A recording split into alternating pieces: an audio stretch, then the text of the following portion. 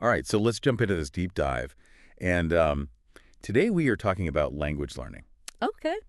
And I know a lot of our listeners have probably tried all sorts of different methods and apps to try to pick up a new language. Yeah. Maybe they even tried to just brute force it through textbooks. Right. But, fluency can still feel like this really, really distant goal.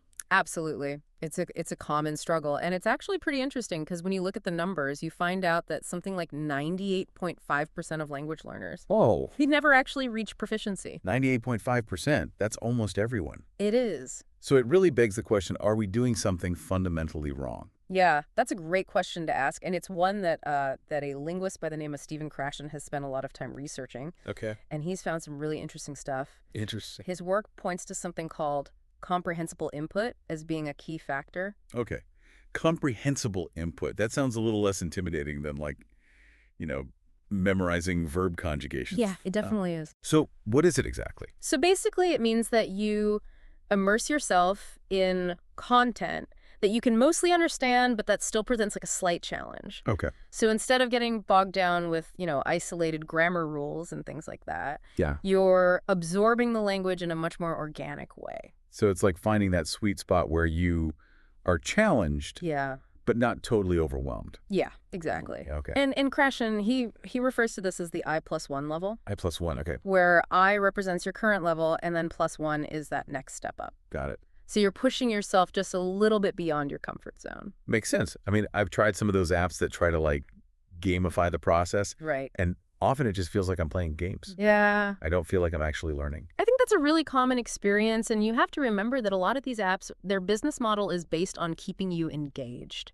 not necessarily making you flirt. So yeah, they want to keep you coming back for those little dopamine hits. The little rewards. Yeah, exactly. Okay, so if comprehensible input is so important, then where can we find it? Well, Krashen actually points to reading as a really powerful tool for this. Reading. Okay. Yeah, he highlights this case study of a high school student named Sophie, Okay. and Sophie's English would improve dramatically every summer, even though she wasn't taking any formal language classes. Great. Turns out what she was doing was she was spending all summer at the library just devouring young adult novels. Just for fun. Yeah. No textbooks or anything. Nope, just pure reading pleasure. Wow. And this isn't just an isolated case. Wow. The research actually backs this up pretty consistently. You find that people who read for pleasure in their target language, Uh-huh. they tend to perform better on proficiency tests. Interesting. It's almost like by getting lost in the story, your brain can just kind of absorb the language more naturally. That's fascinating because I remember when I was trying to learn Spanish in high school, I was really struggling with it. Yeah. But then I got really into this telenovela, Oh, nice. and suddenly things just started clicking for me. That's awesome. And I wasn't even trying. It was just like I was enjoying the drama, Yeah. and somehow the language was just seeping in. Yeah, that's a perfect example of how powerful comprehensible input can be. Cool. And it also highlights another really important concept in Krashen's theory, which is the affective filter. Affective filter. Okay, now I'm intrigued. Tell me more.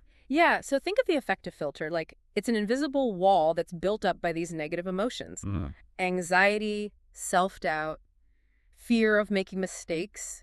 Yeah. Have you ever tried to speak your target language, Oh, yeah.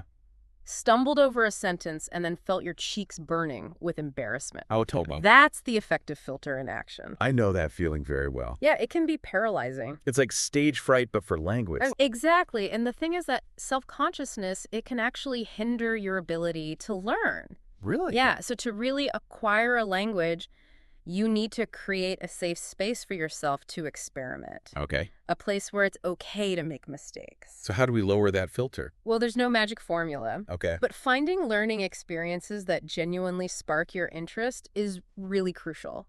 What? Because when you're captivated by the content, you're less focused on being perfect. Yeah. And you're more open to just absorbing the language naturally. So like Sophie in her books. Exactly. She was so into those stories that she wasn't even thinking about the language. Exactly. And that's where things start to get really exciting. Okay. Because imagine a language learning tool that combines these research-backed insights Uh-huh. with the power of AI. Okay. AI and language learning. Yeah. Now you got my attention. All right, let me introduce you to LangMagic. LangMagic. It's a free platform that turns your favorite YouTube videos into personalized language learning experiences. Wait, so I could learn like Spanish by watching telenovelas? Yeah. Or French by watching those amazing pastry-making videos? Exactly. Wow. No more dry textbooks or boring dialogues. This is amazing. You pick content that you're actually excited about, and LangMagic provides you with interactive transcripts, personalized prompts, and it even taps into ChatGPT to give you on-demand explanations and examples. So it's like having a personal tutor. Kinda. So to all of our listeners out there, if you're struggling to learn a new language, I highly recommend checking out LangMagic. Yeah, it's definitely worth a try. It's a game changer, for sure. And with that, I think we're going to wrap up this deep dive. Sounds good. Thanks for joining us, and happy language learning, everyone.